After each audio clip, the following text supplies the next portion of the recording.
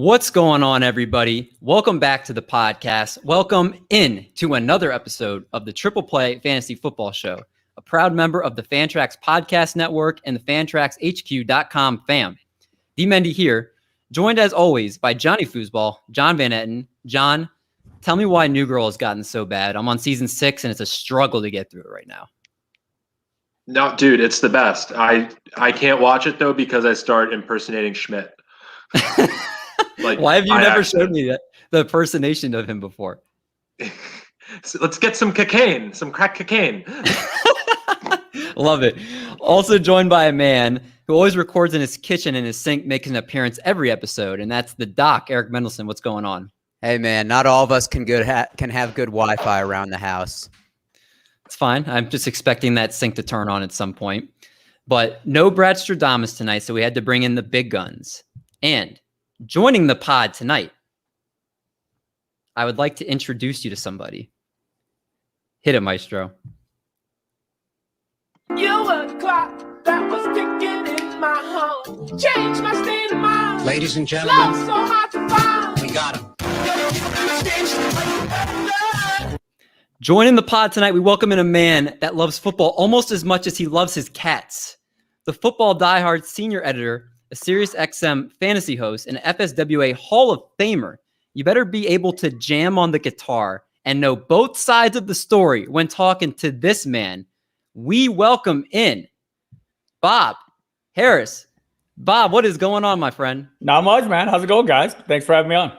Pretty good, man. I first have to ask, we have a fellow feline lover on the show. John has a cat, What, only one? Just one. What the hell's the matter with you two? I wore my dog shirt today because I got All right. My roommate said no. That's my reason. Half-ass attempt, but a dog will do. Doc, come on, man. So, FSWA Hall of Fame, man. I mean, that is awesome. How long have you been an FSWA member, just in general? I was actually a founding member. I was one of the 4 people who created it, along with Emil Cadlick, Ryan Houston, Kirk Boyelis. So since I've been part of it since the beginning, since day one. Wow, so you'd be on the Mount Rushmore of I don't know that they have one of those, but I'm still on the executive committee. I'm like an advising member or something. You're a founding father. I'm very old. This is true. So can you tell us before we dive in tonight, how long have you been with the Diehards, and kind of when did you first start getting into fantasy football? So I started playing fantasy football in 1986. It took about a week to figure out that we didn't know enough to play this game properly. And so I started pondering the possibilities of creating more information that would be helpful to people. And I think in 1993, I decided to make it a business. And I'm working hard to hopefully break even here in the next 10 to 15 years. Hey, that's all we can ask for, right? You don't lose any money and you get to have fun, right? Yes, it's a great thing. Johnny's cats are messing with him. I could tell. No, they're pulling at the Wi-Fi or whatever was getting my earbuds to work, but they're back now. They totally do that.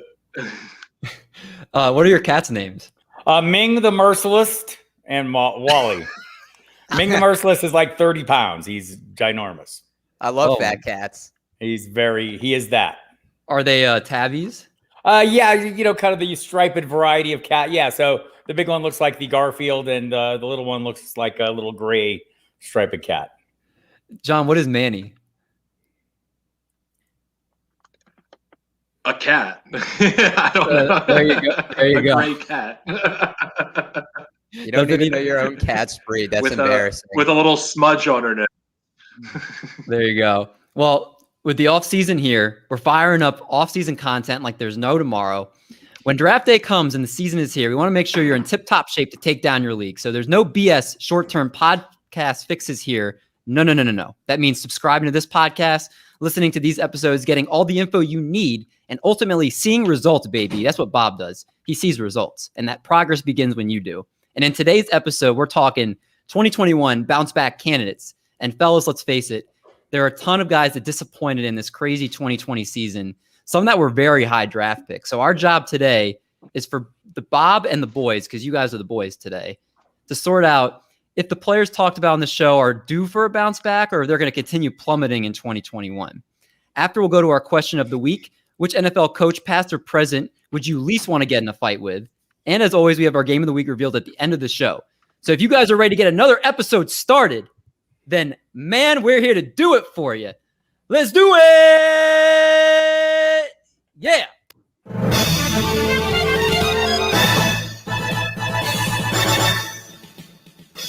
Bob, have I scared you yet? No, I'm not easily frightened. Yeah. Okay, good. I want to make sure you're still sticking with us. So Okay. not a lot of news actually this past week. The only one big piece of news, and we're not going to break it down fully because we're going to be talking about this guy in our main section of the show, just that Philadelphia traded Carson Wentz to the Colts in exchange for a 2021 third-round pick and a conditional 2022 second-round pick that will turn into a first if he plays 70% of the snaps for the Colts or they go to the playoffs. So I'm not interested right now at the fantasy perspective of Wentz, just because we'll kind of break that down a little bit. I want to more get in the aspect of what you thought about the trade for both sides. So what did you think about that, Bob? Well, I think he had to go, right? I mean, it wasn't going to work. It wasn't working out there in Philadelphia, they say. And you hear all the rumors and all the talk that he didn't like hard coaching, all these things, and it seems like he didn't like competition. He's like, if Aaron Rodgers wasn't good, he'd probably be doing the same thing right now, right? But with Jordan Love breathing down his neck. So I kind of get it. Sounds like there's not enough room for two type A personalities. He goes and rejoins coaches that, I think the tell came when the Colts hired Press Taylor, who is a guy that he's been close to his entire time in Philly, and he was close with Reich too. So this just seemed like the obvious destination. There was some talk about the Bears. It seemed like unlikely because, is he going to go anywhere near Nick Foles? No, he's not going to that place. And even if they got rid of Nick Foles, Mitch Trubisky would probably beat him out halfway through the season. So I'm only half joking because I think Wentz can still be a good player, and hopefully he can rebound in a much better situation.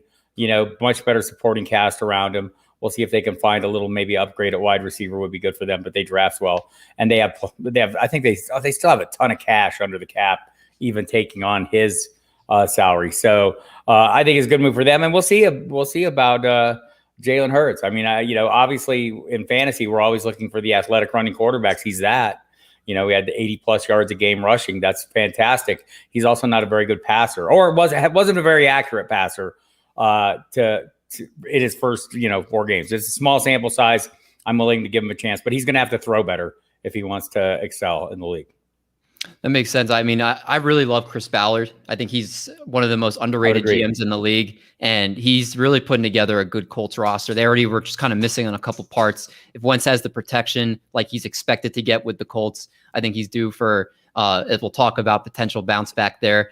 Doc, just your thoughts about the trade for both sides real quick. Yeah, I think it makes sense. I think once they started Jalen Hurts last season, you weren't going back to Carson Wentz. And with his salary, you're not going to just keep him on the bench. So I don't think there were too many suitors. I think the Colts were the best matching. And to speak on the job that Chris Ballard has done, he traded for DeForest Buckner last year, for Carson Wentz this year. I mean, he's getting starting and even all-pro players by giving a draft pickup. And I'm really a fan of what he's done. I think that Wentz, and we'll touch on it more on the fantasy side, could have a good bounce back year. Johnny just put this little cherry on top. I thought it was interesting. I didn't hear that other part where it could go to a first-round pick if they just made the playoffs. I think it would be funny if Wentz gets benched and they make the playoffs and it turns into a first anyway. I think, the interesting thing about that is I think it's like 75% if they don't make the playoffs and 70% and the playoffs. But, I mean, that's like super big incentive to bench him if he's sucking halfway through the season, right? Yeah. It's going to be interesting just to see how it plays out. Yeah, are they going to play that game if they're out of it? If they're just like, okay, we're not making the playoffs, no reason to give up a first-round pick. We're just going to bench him for that reason. And by the way, I agree with everything you guys say about Chris Ballard. And if you talk to people who cover the team on a daily basis, talking to them prior to the trade, a lot of them made the same comment: is that they're not going to give up too much because they think Chris Ballard in draft picks is a winning combination, right? They like what he does with it, and they value their picks. So this kind of setup isn't surprising. A little bit of an incentive. And if he's faring well, they'll pay up. If he's not, take a seat, son. Yeah, I mean, Darius Leonard and Quinn and Nelson are just a couple of the draft picks that he's hit on. And I remember from his time with the Chiefs that he was just a great guy to have in the organization. So I was really sad to see him go. But again, it's interesting because it's going to pick up the offseason a little bit, I think. But for now, that's the only big news that have happened this last week. So before we dive into everything going on in the show today, make sure you subscribe to the show wherever you find podcasts. Subscribe once, and every future episode you'll get for free. Want to hear more Triple Play? Great news for you. We have a fantasy basketball and a baseball show. And our baseball show is actually entered into the baseball podcast bracket. So that the baseball podcast world, there is a bracket going on. We're the 4 seed in the Tatis division. So our voting for that should be on Thursday. If you can vote for us, that would be amazing. David said he'll butt chug if we win the whole tournament. I did not promise that, but we'll see how far we go. Maybe something will happen. But again, we appreciate 5-star ratings and reviews to support the show. Check out our Instagram and Twitter at Triple Play Fantasy. Eric and Brad run our social media, provide daily questions, bad takes, and our weekly episode drops. And fellas, on an ideal morning, I'd be waking up. The sun is shining. The birds are hopefully chirping in one ear, and a little fantasy football podcasting in the other ear. I'd be whipping up some good old French toast. That's my morning, okay? But not every morning is going to have how you want it. Some days you may wake up with a tree, and it might have fallen on your house. Some days your dog might have attacked the mailman and caused $3 worth of damage. Some days you might have to rush to the store because they have sugar-free maple syrup on sale. So when that emergency strikes and you don't have the time to search for podcasts, it's nice to have good old Trusty in your back pocket. And what is good old Trusty? That's Triple Play Fantasy. We want to be old reliable on your worst mornings. So keep on joining us for an amazing all-season of football content with no shortage of incredible guests like Mr. Bob Harris here. And thank you to our loyal listeners for your continued support. If you are listening to the podcast version, we're going to take a quick break. If you're listening to or watching us on the video, we're going to dive right into 2021 bounce back candidates right after this quick break.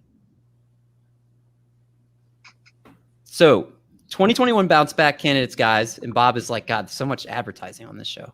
Almost as much as Sirius.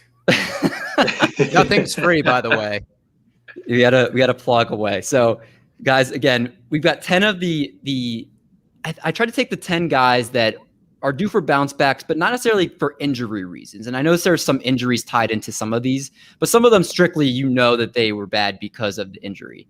So I kind of tried to look at the bigger picture and saw some decline in their play. And if they're optimistic that moving forward, you guys feel they're due for a bounce back. So let's hop right in. And Bob, we're going to start with quarterback. So we're going to start with the guy we were just touching on, Carson Wentz, who was quarterback 22 on the season last year. Now with the Colts, apparently looks like he's going to be upping his value. He's got a better offensive line, steadier coaching, upgrade in pass catchers potentially, depending on how the Colts go in free agency. So what are your thoughts on Wentz next year? It's a low bar. He will exceed it, right? I mean, that's part of the bounce back. Like, how bad was it? He'll be better than last year because he was horrible last year, right? I mean, and honestly, I was watching some footage of him, just in general, not just his really great season 2017, but just in general over the course of time. And he can make the throws. He is athletic. I think it was Darius Leonard that tweeted basically, hey, we need to win some 14 to 10 games here, guys. So that takes a little pressure off you when you have a defense, you have a really solid rushing game. It sets up Jonathan Taylor for the huge things that he should have done last year, but didn't until the second half of the season, hence diminishing my second round picks. Yes, I overpaid. What about it? So right. I mean, I think you nailed all the high points. So yeah, I think the dismal 2020 season added with all those components, he's going to bounce back. And I'm not expecting a top 10 season or anything, but expecting him to be a serviceable fantasy backup is even a high end fantasy backup doesn't seem totally unreasonable. Top 15, maybe. I think that would be the range. I think that'd be the range. I mean, you'd be looking at guys, we'll maybe touch on some of them, but guys that are probably in the same position as him looking to bounce back. Yeah, I think it's a better scenario. I think that was his low point last year. I can't imagine him being worse than QB 22. So I agree with what you're saying there, Bob. Johnny, what about you? Do you think Wentz can get to a top 12 quarterback, a QB1, or do you see him in that kind of high-end QB2 range? I think he could be a QB1. I mean, you touched on it. It's literally upgrades across the board, from defense to wide receivers. I mean, especially the way the Eagles are dropping wide receivers right now. But there's only room to go up. I mean, they made Phillip Rivers look pretty good, and I thought Phillip Rivers was washed. So it just goes to show I really do think there's a ton of upside with the change, and he's comfortable with Frank Reich, obviously. And Doc, what about you? What do you think? Yeah, I mean, they touched on all the major points. I mean, Phillip Rivers threw for almost 4,200 yards and 24 touchdowns last year. And I think the biggest concern with Carson Wentz outside of his accuracy is his durability. And when you're playing behind a good offensive line, that's hopefully going to keep him upright. So I actually have him as, in that QB 10 to 12 range. I think that he could do better than a lot of people think. I do think the Colts need to upgrade a little bit at wide receiver. Maybe they address that in free agency or in the draft, but I like him and I'm optimistic. And Pittman, everybody's on that drinking that Pittman Kool-Aid right now. So hey, man, he ain't giving up 11. That's true. Let's move to the next quarterback I want to talk about here, and that's Ben Roethlisberger, who's quarterback 14 on the year, 38 years old, actually had 33 touchdowns, 10 picks, but he looked absolutely awful in the playoffs. And right now, he's not even guaranteed to be on the team next year. So my question for you, and I'll start with Bob. Do you see a top 10 quarterback finish for Ben Roethlisberger if he plays next year with the Steelers? It's going to the old guy to talk about the old guy. I see how it is. I'm kind of with you. I think it's very interesting when a GM has an opportunity to say whatever he wants to say, presented with a pretty open question.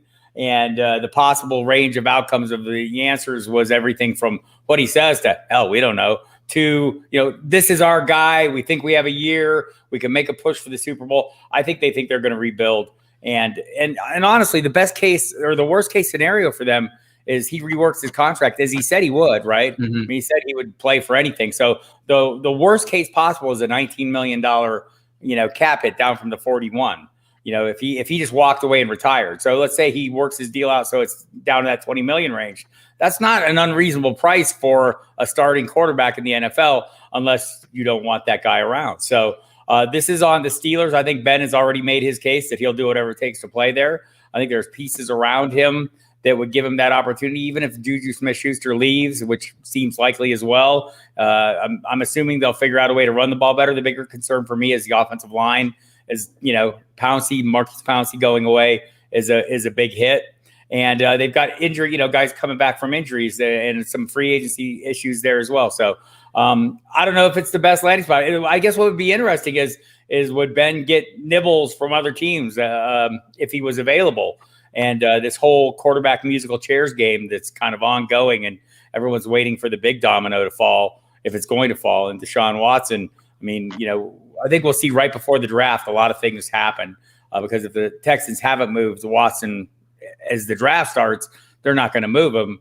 And then all these other pieces that are available or semi-available or coming available are all going to come to the fore, and we'll see. I've heard that the Steelers think way more highly of Mason Rudolph than either me or Myles Garrett do. I guess they see something we don't because, God, he looked awful. Bring back Duck Hodges. Yes. Doc, what about you? What are your thoughts? I mean, again, he's 38 years old, and he's not even guaranteed to come back next year. Do you see that any kind of fantasy relevance for him next year, whether it's the Steelers or any other team? I think he's done. And I mean, and I'm not saying done is like, oh, he's going to be QB 25, but I think he's not going to be a consistent starter. So as Bob mentioned, I think Juju leaves, and I think the Steelers probably had one of the best trios of wide receivers. We talk about QBs with rushing upside. Ben had 11 rushing yards last year in 15 games. If he got 1 yard per game, that would be better than he did. So that shows you how much the lack of mobility he has. They didn't rely much on the rushing game last year. They were very reliant on him to throw the ball. And I think that really helped his fantasy stats. I mean, he was QB 10, but was he the 10th best quarterback in the NFL? Not really. The wide receivers and the defense helped carry them to that undefeated start. And then I think once people started to figure out their game plan a little bit more, that's when they really stunk up the bed. So, Doc, about Ben Roethlisberger?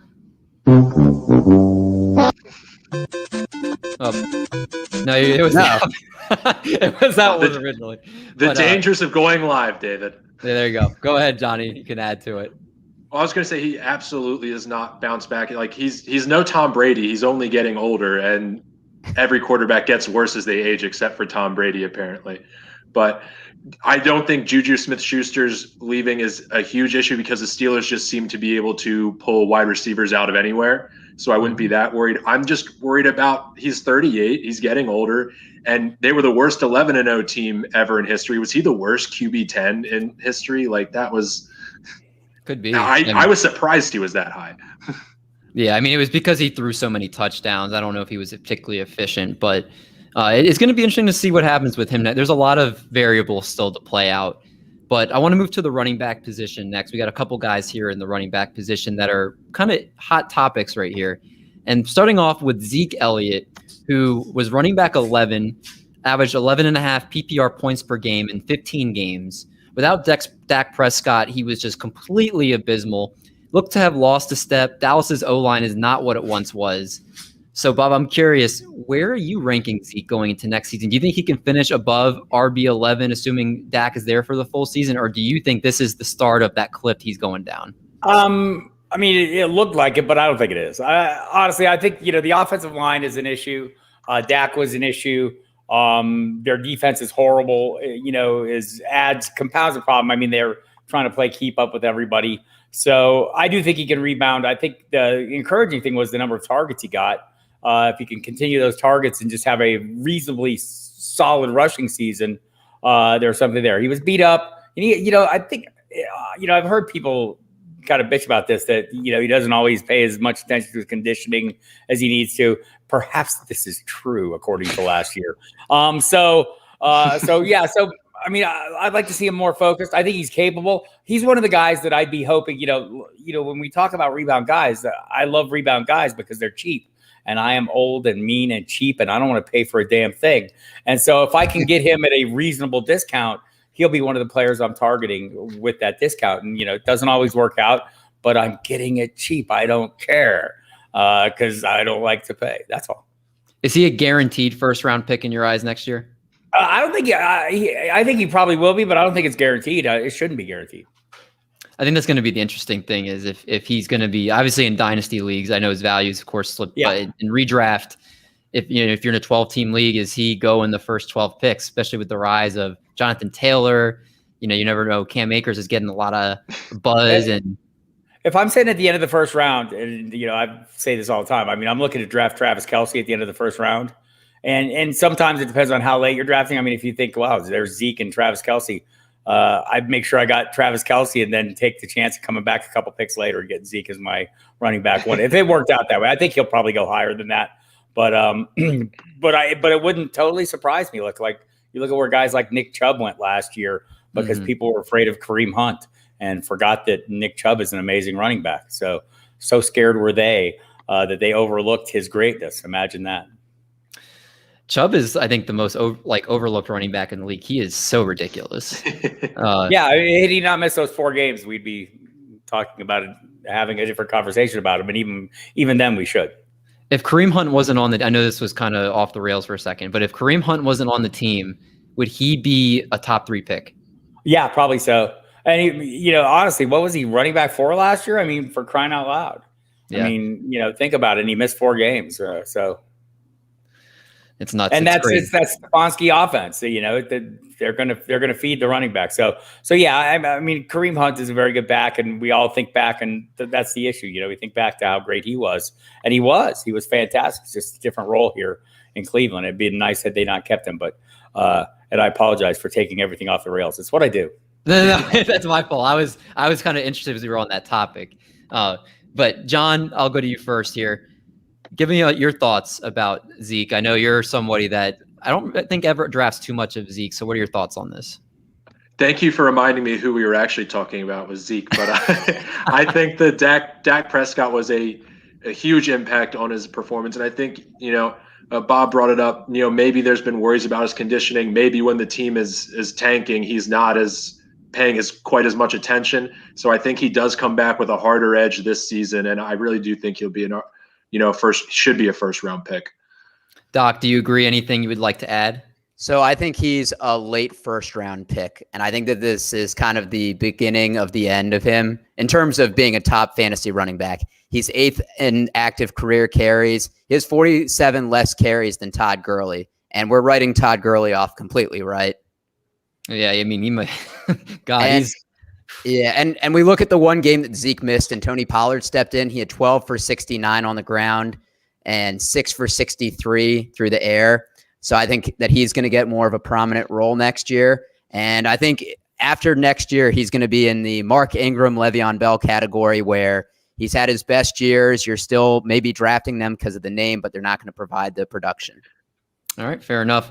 The other running back I wanted to talk about, Joe Mixon, and he's probably one of the guys on here that actually had the most games missed.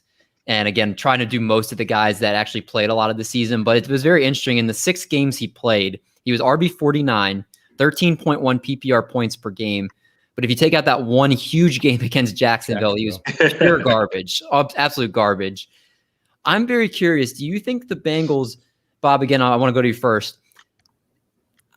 Part of me thinks the Bengals may bring in another running back this draft, and I'm very curious for where his value is going to lie next season. How do you feel about Joe Mixon? Yeah, he's another guy I'll be targeting. Look, I targeted him last year. I loved him. I love the way he came on down the stretch. It seemed like Zach Taylor found the combination. I think it was after the London game they had. They just started feeding him because they had nothing else, and it was kind of like almost a James Robinson situation last year. And so I really liked him. I thought he's a hell of a player. I think always felt like they didn't throw him the ball enough.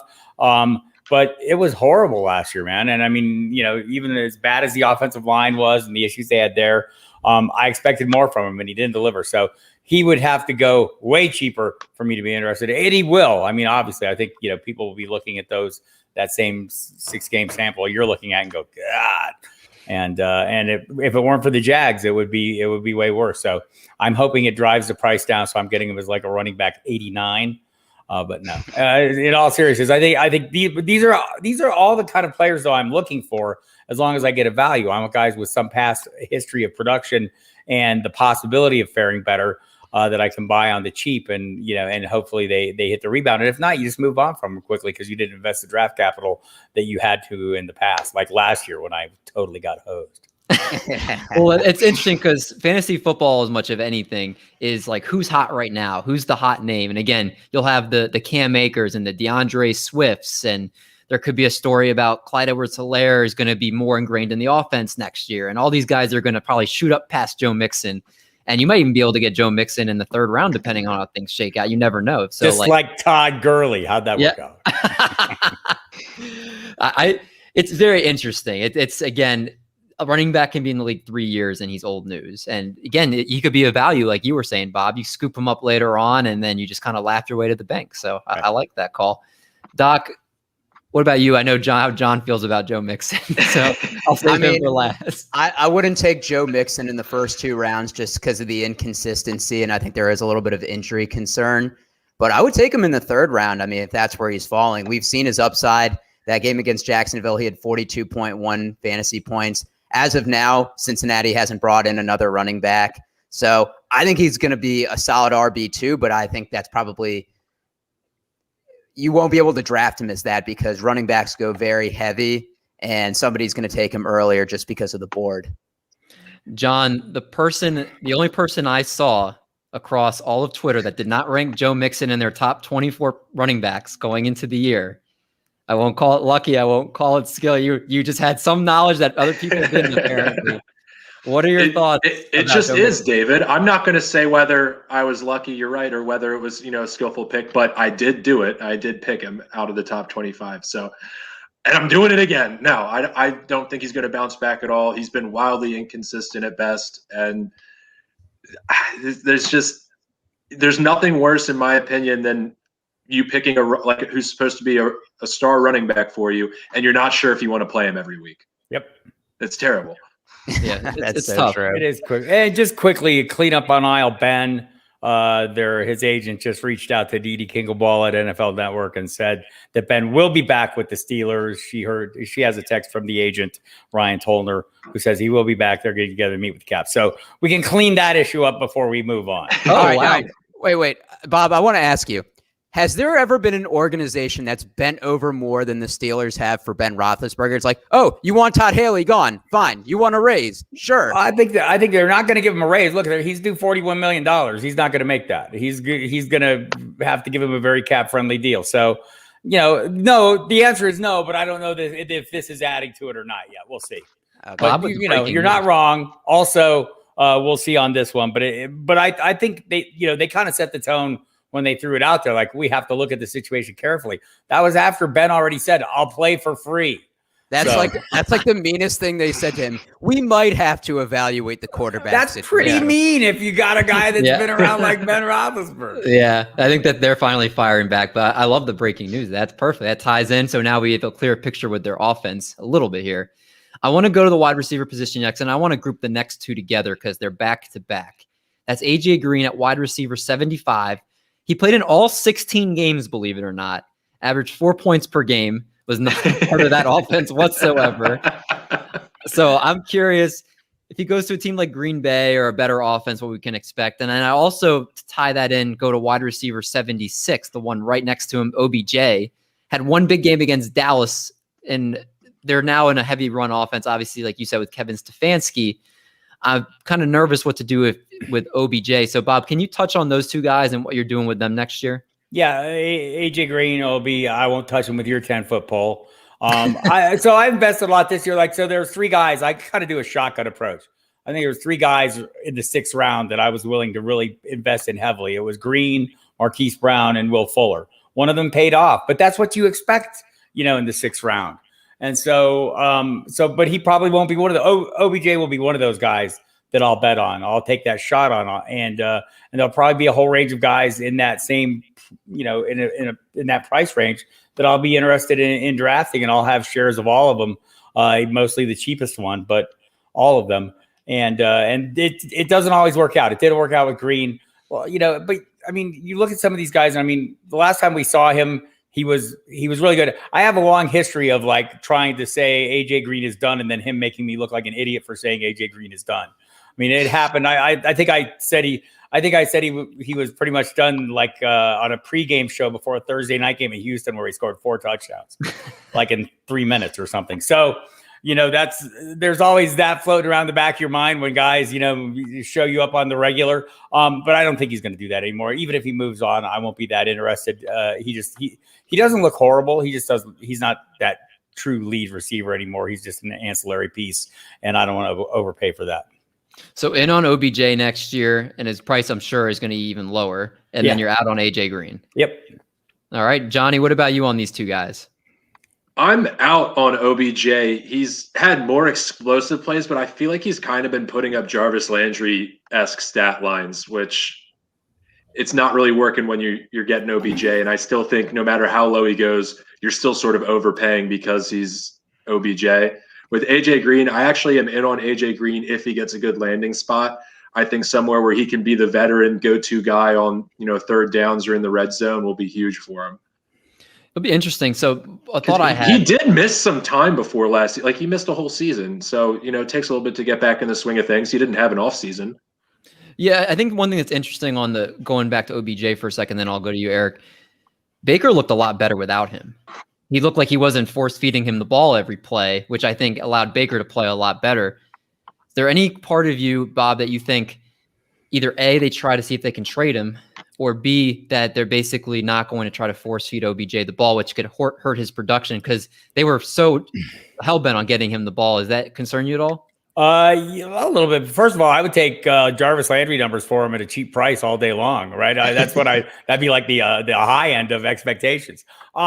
But, maybe with some explosive plays. But yeah, I think, if you talk to the people that cover the team closely, they don't buy that. I kind of do, They think that that's not really the issue, that he wasn't trying to force him the ball. But it sure looked like it. So, we didn't have a big enough sample last year to really get a good feeling for that.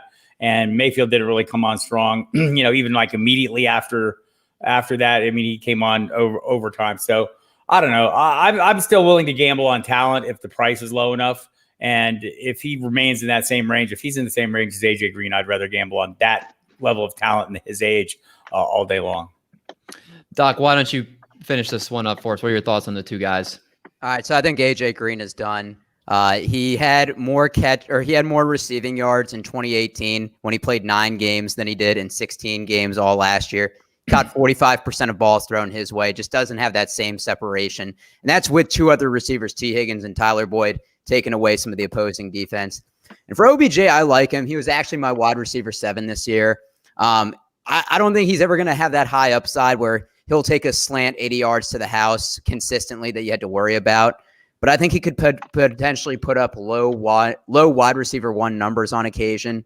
But I don't think he's in the right offense for him. He's in a very run-heavy offense, and I think he's someone that needs a lot of targets his way to be effective. I would just say that Adam Thielen excelled in that offense as a kind of a playmaking goal line kind of weapon. So it's not like they're bereft of the ability to find to support a wide receiver 1 from a fantasy perspective. I just, Beckham has a long way to go to come in that range. And I think as long as you're getting him at a huge discount, I'm okay with it. But if I have to pay for it, hell no. 100% agree. The other 2 wide receivers I wanted to touch on are both DJs, and the DJ, not actual DJs, but DJs. Maybe they are. You don't know their lives. Yeah. Well, the first one, wide receiver 17, DJ Moore, 9.7 points per game. Still cannot get in the end zone consistently. He's allergic to it, man. Yeah. I think everybody this was the year he was going to make that leap. Obviously, if Deshaun Watson is there, I think his value is going to go through the roof. But right now it's Teddy Bridgewater. So my first question will be, obviously, if he's there, Bridgewater, are you expecting him to finish as a wide receiver 1, or is he going to be back still in this wide receiver 2 range? Bob, what do you think? I think he'll remain what he is if there's not a real change at quarterback. And by the way, even if Bridgewater's back, he's going to be looking over his shoulder all day long because they've already signaled that he's not their guy. So I like DJ Moore. I think he's a really good receiver, but the scoring has been a problem. I think that could change at any time. But there's some really good weapons in this offense, even, before let's say Curtis Samuel is gone, right? I mean, between Robbie Anderson, a healthy running back, assuming it's Christian McCaffrey, is going to eat up some targets. So I don't know if there's enough for me to go around to pay that high end, to expect wide receiver 1 numbers. I mean, I think like Beckham, you'll get him on occasion, and he might even find the end zone. But I think I'd probably let someone else pay if it's a premium. Yeah. Eric, what are your thoughts on DJ Moore? Yeah, I mean, he has 10 touchdowns in 3 career seasons. So barring a huge spike, you're going to get between 2 to 4, maybe 5 or 6 if on a lucky year. And, I think Deshaun Watson might hurt his value because in the sense of when they're close, that's another person that's going to steal potential touchdowns. So you have the running backs, you have a mobile Deshaun Watson. I mean, DJ Moore's yards haven't been the problem. It's been the touchdowns that have been keeping him out of wide receiver 1 range. So I think a healthy McCaffrey, if Watson's there, I don't think he gets many goal line opportunities. I think he's a solid wide receiver too. And I mean, he's somebody that you don't have to worry if you're going to play week in, week out, like we said with Mixon. I don't know if Deshaun Watson's there. I think his touchdowns go up just because he's a better quarterback throwing him the ball. I'm sure there were a bunch of touchdowns that Bridgewater missed him. So, I mean, I don't have the tape in front of me, but Johnny, you seem to agree with me. What are your thoughts on DJ Moore? Yeah, I mean, I disagree with Eric a little bit, just thinking that DJ Moore was very consistent. As somebody who had DJ Moore for a portion of the season, he seemed very streaky, at least from where I was sitting. Oh, John, when you traded him to me, he was amazing. Well, yeah, that's why I traded him to you, because he was too streaky in the beginning and wasn't doing good. But anyway, that's the only sort of thing that, gives me a little bit of pause. But they said it, what you're going to get with him as long as you're not drafting him too early, thinking he's going to be, a season winner, wide receiver 1, then you're pretty much set. Well, let me ask you guys before we go to the next wide receiver. He's had 1,100 plus yards in his last 2 seasons. So with Deshaun Watson, I mean, are you think he's going to be a 1,100 yard guy? Because it's not like he's been putting up bad numbers. I don't think it'd go up noticeably. I think he'd be that same guy. Maybe there's an opportunity for more touchdowns. I think he's defined himself. I mean, I'm not saying that he won't. The whole offense won't be better with if there's a Watson and under center. But I don't know that changes the entire dynamic of the receiving core. We'll see. Maybe Curtis Samuel has more to do with that than I think. But I think Robbie Anderson would make out like a bandito. Maybe they find a tight end at some point who actually is part of the passing attack. And maybe Christian McCaffrey stays healthy, and he's a big factor as well. Yeah, it'll be interesting to see how that plays out. Let's go to the last wide receiver we're going to talk about, the other DJ Chark, wide receiver 48, 7.7 points per game, getting that huge upgrade of quarterback with what many are expecting to be Trevor Lawrence. So my question to you, Bob, Does he go back to being a top 24 wide receiver next year? My dynasty shares say yes. If I have to pay for it, though, no. So, well, I mean, I think this is going to be a little bit more of a process. I don't think, maybe we see immediate rebound. Maybe Trevor Lawrence is the next Justin Herbert and can carry a team. Oh, they didn't win many either, but he made the receivers viable, right? And if look, I think DJ Chark's a very good player and one that was horribly utilized last year, and the quarterbacks, none of them seemed to have a really good connection with him, including Gardner Minshew, who couldn't really throw the ball for most of the time he was quarterback. So I would say that I'll be looking to buy DJ Chark, hoping that it's like incredibly cheap, and it should be. It probably will be. Yeah, interesting. John, what do you think? Is he somebody you think is going to bounce back next year? I'm absolutely in on DJ Chark. It's not only the quarterback upgrade, it's the quarterback consistency. It was kind of that scene from The Office where Michael Scott goes, snip, snap. You have no idea the toll 2 quarterbacks take on a receiver. And 3.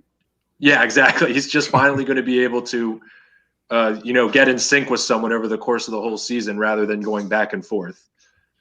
No, good call. Doc, anything else you'd like to add before we go to our tight ends? Yeah, I think he's going to be a consistent wide receiver too. I mean, he only had 10 plus targets in one game this year. I think he's going to be the type of receiver that goes 4 for 70 and a touchdown. This year, he had 2 games under 5 fantasy points and 2 above 20, and most fell in that 8 to 16 point range, which once again, I think you'll take. Yep. All right, let's go to our last guys here. That's the tight end position. That's Mike Gesicki and Evan Ingram. I'm going to bunch them together here. Mike Gesicki was tight end 6 in terms of fantasy points, tight end 7 in terms of points per game.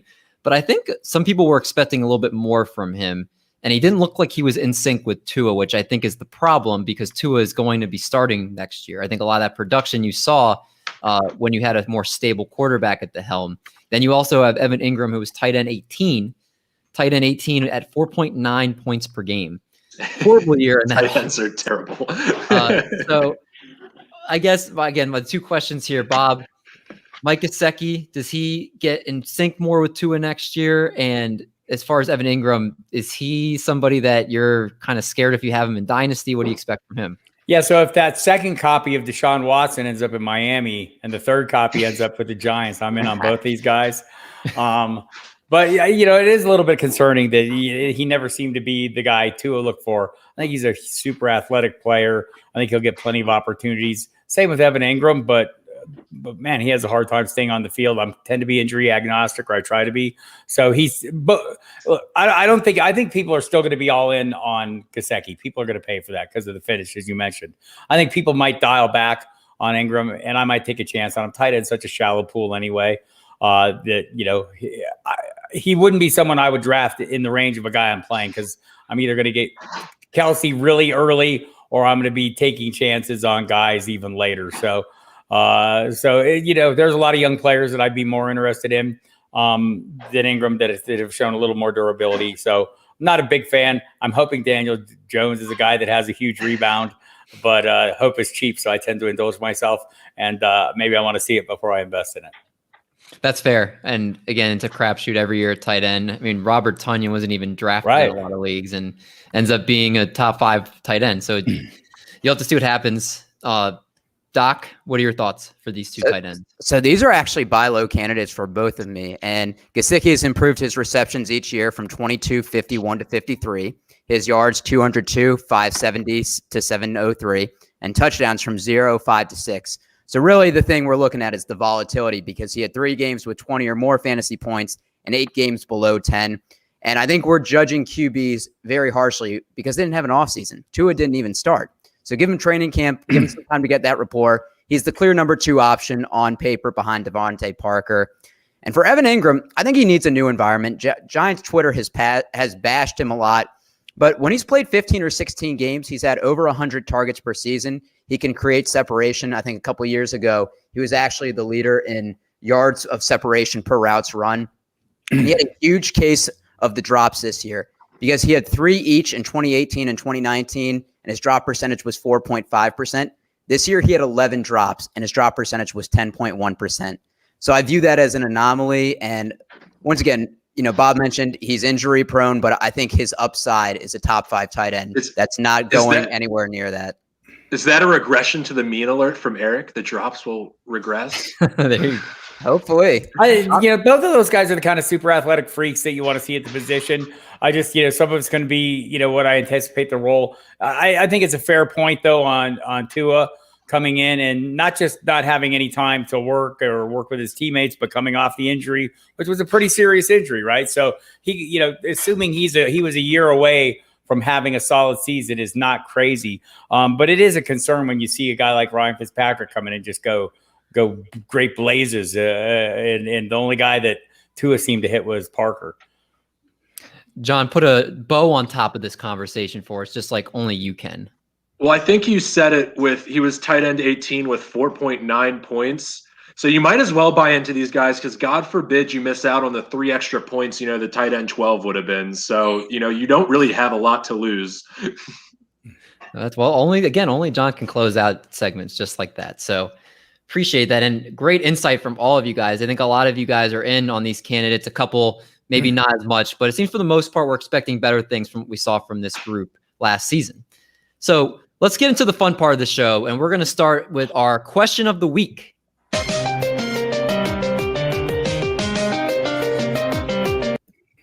All right. Where is that from? That's Chocolate Rain. Okay. All right. Bob, did you ever hear the song Chocolate Rain? I don't know that I have. It's entirely possible I have not. That was like the first viral YouTube video. Yeah. Only throwbacks on this show. So our question of the week usually is sponsored by something. We're in the midst of changing sponsors, so Bob doesn't have to hear another ad. But our question of the week, which NFL coach, past or present, would you least want to get in a fight with? Bob, you're our guest, so we're going to start with you. It could be any coach. Who are you scared of to fight? I would absolutely not fight Mike Ditka in his prime. I think you could throw him in the same room with Mike Vrabel. I think either of those guys probably would not be a good idea to fist fight it with either of them. Those are great choices. Although Bill Belichick would do something shifty. He'd have like a blade stuck somewhere or something. I didn't even think of that. I was like, Bill Belichick, I would take him because he's so slow. Seems like he's a quiet, silent, not going to mess with you type of guy. But you're right. I could see it. John, what about you? For the record, David, if we had to do a fake ad, just looking around the room, it would have been for black pepper, crushed pepper. But moving on to which coach I wouldn't want to fight, Bob took it, Mike Vrabel. He's a big guy. Like I wouldn't want to fight. He's played pretty recently, right? I mean, yeah, like he's not old. Like he's still in good shape, and he would do anything to win a Super Bowl. Anything. He cut something off, I've heard. So, but go ahead, Doc. What's your answer? So I'm sticking with Mike. And when Bob said Mike Vrabel and Mike Ditka, I was like, oh my gosh, he's going to say mine. Mine's Mike Singletary. I mean, talk about it. He was a linebacker, very aggressive. I've never seen him smile. He always seems to be frowning. So I could see you just say like hi the wrong way. Just give you a severe talking to and you'll feel really bad about it. Yeah. I could just imagine being like, hey, Mike. And maybe I say hey wrong and he punches me in the face and I die. I need winners. And oh man.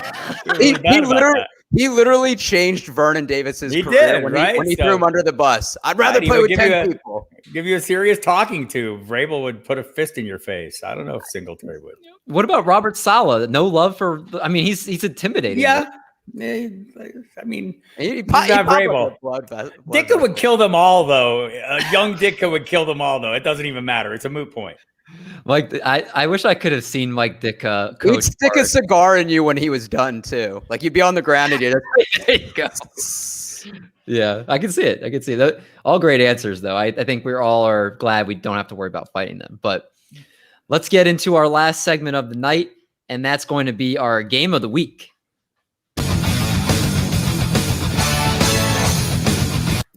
All right, game of the week. And I'm hosting the game this week. I'm bringing back, by popular demand, an old favorite we played one time. It's called the name game. So how this is going to work, I'm going to give you two names who are connected by the name in the middle, and I'll give you clues on both players. So, for instance, the clue might be an old Philadelphia wide receiver and the top rookie cornerback taken in the 2020 draft. And the answer would be Alshon Jeffrey Okudah. Ah, gotcha. Okay. So, see what you've done there. All right, so the names connect with the one in the middle. So I have let's see, 1, 2, 3, 4, 5, 6. I have 7, and then if we're in a tiebreaker, I have an 8th one for the tiebreaker. That sound good? 7. Were you trying to get to a round number and gave up? Yeah. Or something? I don't know. I have 8, and I was like, I don't like doing 7. So, so are we good? Are we game? Yes, Are sir. we get rules? So how this is will work is you're gonna buzz in as soon as I'm done reading the question, and the first name I hear buzzed in, that's who I'm gonna go to. So you just buzz in with your first name. Very optimistic to think I'm buzzing in as soon as you're done with the question. Last time it didn't go very well. Oh my gosh. Last time I was like listening to this on the way to a wedding and I'm like, oh, I'm yelling the answers. I was like, they're awful. I'm trusting Bob is going to school everybody. I don't actually have a buzzer though. You just go, you can fake one and go Bob and hit it. All right. So the first one, 2 rookie running backs that combine to form one of the best female musical artists the world has ever seen. Jonathan Taylor Swift. Eric, Oh, damn. You do not get a point for that because you did not buzz in. Oh my gosh. I Don't be give a him weenie. 2 points for that. Don't be a weenie. Come on, David. I got it so quick. All right, I'll give you the point. From now on, you have to buzz in with your name. You don't shout it out loud. I'm sorry. I'm good. Okay. There's no way I was getting that. All right. Number 2. I'm not even sure who Taylor Swift is. What? Oh, More Bob. of a What? metalhead. What? I'm more of a All right. metalhead. Is DeAndre Swift's name Taylor? I'm confused how that. That was how the they one that was a meet in the little. middle. Just Taylor Swift. Yeah. Oh, Um, okay. Yeah. Okay. So, Bob, hopefully after this show is done, you'll listen to a Taylor Swift song. That would make me happy. Probably not. Well, we'll move to the second one here. Might be an accident if I do. The next one, a beast of a running back and a bust at wide receiver so far in his rookie season. Derrick Henry Ruggs. I wouldn't call him a bust, David. All right, John, buzz in with your name. Now what is the instructions? I reject the pretense of the question, David. He hasn't been a bust. He had an okay season. No, it wasn't. It was a bust.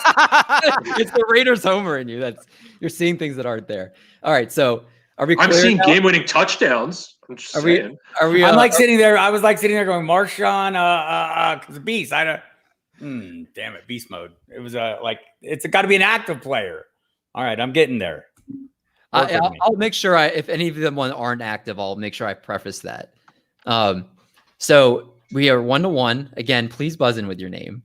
Okay. Number 3, arguably the best wide receiver in the NFC and a slot wide receiver for the Tennessee Titans. Eric. Go ahead. Devontae Adams Humphrey. That is correct. Nice job. Dude, that's well done. Thank you. All right. Number 4, the best defensive player in the NFL and an old Brett Favre wide receiver that is out of the league. Eric. You didn't wait till I finished the question. I did. All right, who is it? Aaron Donald Driver. It was like the first one I was gonna get. Damn it! All right, All right. moving faster. I'm getting there. I'm like gonna get one like 5 hours after the show is over. The next one, the best middle linebacker in the AFC, arguably, and the top defensive lineman that has played for both New York teams. Eric. What is your answer? Darius Leonard Williams. Like I get half of each of these. Like right when Eric is like buzzing. I'm like got the first. I've got half. Eric, you're ruining the show because you're too good at it. All right, I'll take an. I think I won anyway. I think Yeah, we did. we'll do these last Yeah, couple. Let's go. All right, Eric, give him like 30 seconds to think of it. All right. All right, Might not be long enough, Eric. Don't give me any time. this one's a little harder. The current anchor of Cleveland's defensive line and a journeyman quarterback who got playing experience in 2020. I know it. I'll wait. Miles Garrett Gilbert. Yeah, there we go. I didn't buzz though. I suck. That's fine. Trying to get Garrett Gilbert's name out of the tip. I keep tip of my thinking tongue who was ate Gilbert ridiculous. Garrett's grape or I don't know. I love it. All right, well, we'll go with these last two. Eric, just sit out for 30 seconds. All right. All right, this one's actually a tough one too. Both players are in the NFC South. One is a tight end. The other is a punter. Oh, it's David. punters' names? They're both in the NFC South, so you only have 4 teams to choose from. And he's actually, I think, a well-known punter because he came to my I know. I don't know. I know absolutely 0 punters from the NFC South. Eric, do you even know it? Oh, I wasn't paying I know it now, actually. Can I say it? I'm going to give I Bob a don't few know more. any punters. I know 0 punters. All right, can I Okay. do it? Go ahead. I'm blank. Ian Thomas Morstead. There you go. Ian Oh, Thomas. I did know that punter. I was like, yeah, I think everybody knows Ian Thomas or knows Thomas Morstead. That's one of the few I know. What? Yeah. All right. Last one. A New York Giants defensive legend, obviously not in the game anymore, and a Washington football team 2020 playoff legend. I know it. Lawrence Taylor Swift. Oh, yeah. Bob, I want to rethink that one. I was just coaching around. You had the first part right. I knew I had the first part No, right, but I was he's just being joking. a smart ass with He's the Oh, second. I got He's you. joking. Wow, David, the joke went right over your head. I just want him to listen to Taylor Swift so bad. I John, have you to know find out who she is first. I'm Googling right No, now. it's Lawrence Taylor Heineke, but he already knew that. Yeah. Taylor Swift. Bob is going to do that, but She seems like a very nice young lady. I see her on the Google. There's a lot of talk about her. Apparently, all the kids love her. well, as much as I don't want to do this, Doc, you get your 1-person applause. I actually love the 1-person applause. You get your 1-person applause when you win a game. So, Doc, you have your 15-second FaceTime, and then I want to make sure we get Bob out of here. I want to give my 15 seconds to Bob and have him talk because he's hilarious. Bob, this was fun, man. This was great. I appreciate you guys having me on. We'll do it again very soon. I'm always available. Holler if you need me. And otherwise, look for me on the Twitter at Football Diehard. Is there anything else that you want to tell anybody, maybe stuff you're working on or anything you'd like to plug otherwise? Because I don't actually work. I just hang out on podcasts. But no, you can check out footballdiehards.com. Well, last year, I'm senior editor of a number of fantasy publications, all of which will be published this year, unlike last year when we kind of dialed back a little bit. It'll be like the 32nd year of the Fantasy Football Pro Forecast, the Diehards magazine. It'll be in its 21st year, Cheat Sheets magazine, Draft Book magazine. And also you can hear me on SiriusXM Fantasy Sports Radio way more than you want to. I love it. He's a great follow, a great guy in the fantasy football community. Make sure you're following him if you're not already.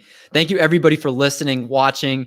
Make sure you keep watching Rookie Tape, getting prepped for free agency trades because all that stuff's going to be happening very soon. And stay tuned next week because we'll be talking with Adam Ranks. So make sure you stay tuned for that. For more fun topics, player interviews, go listen to our past shows and more, again, fun stuff coming this offseason. Make sure you all stay safe. We'll catch you guys next week. Rank totally knows who Taylor Swift is.